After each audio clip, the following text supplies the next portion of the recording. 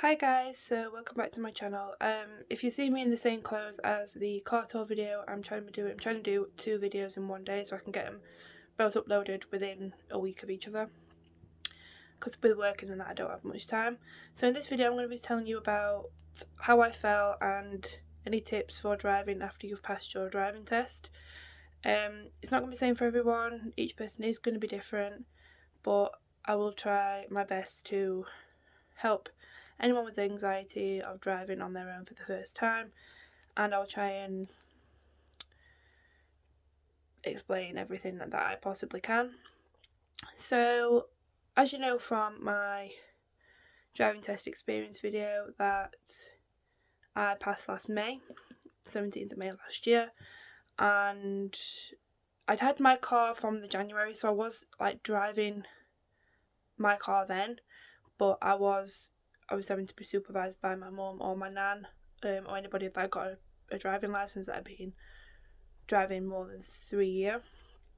My brother was just shy of that, so I didn't go out in the car with him. Not being funny, I'm glad I didn't. But yeah, so I I didn't really feel nervous when I started to drive on my own. Like I said, it's not gonna be the same for everyone. And the the day after my test, I had a morning shift, so it was like an early morning shift, so there was nothing on the road, and it was a perfect time to drive on my own for the first time. I was so calm. It was really strange. I just got in the car and drove. It was like the norm. It was like nothing out of the ordinary. It's like I've been doing it for years. Um so as part of it, as thinking of somebody who's nervous, it's hard for me to explain if you are nervous, but I will try and give you some tips. So tip number one, I would drive some at the time where it's quiet to boost your confidence of driving on your own for the first time. Drive quiet areas, drive areas that you know. Don't avoid areas you don't know. I should take my own advice on that one, but drive to where you were on your lessons. Drive where you went on your lessons at quiet times, and then slowly build up to busier times. Don't rush it, because if you rush it, then you could end up either in an accident, or you could not drive for a long time, even though you've worked so hard to pass your driving test. So that's tip number one. Tip number two is, if you're really scared to go out on your own, don't go out on your own. Go out with somebody that you like, a family member, your mum, your dad, auntie, uncles, friends, if you're still unsure about being on your own, because you've had somebody next to you for weeks, months, maybe years at the side of you watching your every move, and you probably feel safer with somebody in the car. I'm the complete opposite. I feel safer when I've got just me in my car, and because I think I've got that extra person to think about. I've not only got my life to think about, I've got their life to think about. So I'm actually more nervous when I've got somebody in the car with me. But again, sorry guys, I'm so out of breath. I've just run up the stairs. So that's tip number two. Sorry if the camera angles like changed. I had to just move it because my head was like, all you could see was this. So yeah, tip number three, I would say don't go too far too soon. Take it a little step at a time. Take it a week, a day, a month at a time. However long it takes you to build your confidence up, it does not matter. I I was lucky that I felt quite confident driving on my own for the first time. Um, it was scary. Don't get me wrong, but I did it, and I felt such a sense of achievement that I was so happy with myself. So yeah, don't go too far too soon. But like I say, if you're confident enough, go ahead. It's like my cousin, he passed in December, he's only just got a car, and he's drove to Skegness. I've not even drove to the coast yet. I'm way too scared for that. That is my next biggest task, is to drive a long way on the motorway. I've been on the motorway once. Um, I will tell you about that later in this video. So yeah, some people are more confident than myself, but I'd rather take it at my own pace, drive safely to the rules of the road, and not be the one that gets a speeding ticket or a speeding fine or parking ticket, whatever. So yeah, I would say. so yeah, those are like my top 3 tips on how you may feel or what to do. Just basic pure tips. You don't have to take the advice at all when you've passed your test. So I'm going to go through the experience of me driving around since passing my driving test, and with it almost being a year. So like I said at the beginning, that I was fairly confident when I drove to work on my own the first time. It was not too far anyway. Sorry guys, I am full of cold as well, so you have to just bear with me. It keeps coming and going, and I feel a lot more confident now than I've ever done. I don't drive like I did on my driving lessons. I don't think anybody does. I mean, my road is like 20 mile an hour. I go 30 sometimes. It is what it is. People do it. Yeah, so I love driving now. I absolutely love it. I like just being sat in my car filming my car tour video. It makes me want to just go off and just drive anywhere. I love driving. I love the freedom that you have when you've passed your driving test, because I was catching buses for years and it was, don't get me wrong, I got to work, but it was hard, especially like weekends, because our bus service in Sheffield isn't the best, not anymore anyway, and I did find it difficult. As soon as I passed, I was like, I want to just drive here, there, and everywhere, but I haven't, and I don't regret it one little bit. I will take my driving experience at my own pace. I passed when I was 25, and I've got years of driving experience to go. There's no rush in it, and that'll be saying for whoever passes. If you pass at 17, 18, don't rush these things. You've got so many years of driving ahead of you. Don't rush to go everywhere at once because you're just going to burn yourself out. So yeah, I've been to places that I never thought I'd go. Not too far away, but like a few miles away.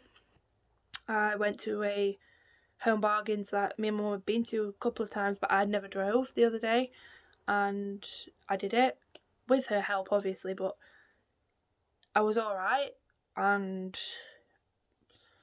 I found it fairly easy. So if I'm with my mum, she's like really patient. My mum, at like guiding me places, she'll be like, no, you're fine, and I think she'd be quite a good driving instructor, to be fair, but I don't think with her medical conditions that she could do. But anyway, she'd be a very good driving instructor. She's very patient, and yeah, so in those places now I go on my own or I'll go with friends, because I only have to do the place once or twice and I'm fine. I can do it myself.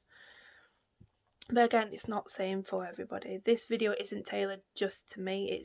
I want to give you guys as much advice as I possibly can, but also I need to give you my experiences as well. So as I said earlier in the video about me going on the motorway, I went on the motorway once. I've only been on it once, and I drove from Sheffield to Wentworth, which is just like in Rotherham kind of area. Went to Wentworth Garden Centre just before Christmas. I think it was around about October time last year. And to say I was crapping myself would have been an understatement. I went with my mum again because she was the only person I'd ever go on the motorway with. Will never go on my own unless I've done it enough times. So it was the joining the motorway that scared me the most, because it's obviously faster than a parkway. I hate joining parkways anyway, never mind motorways. So I joined the motorway, I was fine. Travelling down I was in the slow lane, I was doing 60. I was just getting used to being on the motorway. Don't come at me. It's 70 on the motorway. I know it's 70 on the motorway, but I wanted to be in the slow lane where there were trucks in front of me, so I know I couldn't go anywhere. Wasn't particularly busy this day, so it wasn't too bad. But I was in the slow lane, and there was a truck behind me. Now he knew I was there. My car is bright, like mauve, purpley pink. For goodness sake. He then overtakes me in the middle lane, because I think there was 3 lanes on this motorway. So there was my lane, the next lane, and then the outer lane. He was in the middle one, so he overtook me. But then instead of going right in front of me to pull back in, he pulled back in at the side of me, and I kid you not, I crapped my pants. I did not know what to do. I was in between my lane and the slip road. Good job there was nothing in the slip road, because otherwise he would have shoved me into another car. I didn't know to press my horn. I didn't know what to do. I was literally straddling 2 lanes. But basically, the middle of my car was over the white line. And my mum says, just drop back, let him, just drop back, just ease off the gas, let him in. And she swore a few times. At that point, I didn't have my dash cam, which I wish I had, because it would have been one hell of a clip for you guys to watch. But anyway, that scared me a little bit. And then I got to Wentworth eventually. It's only about 10 miles away, it's not far.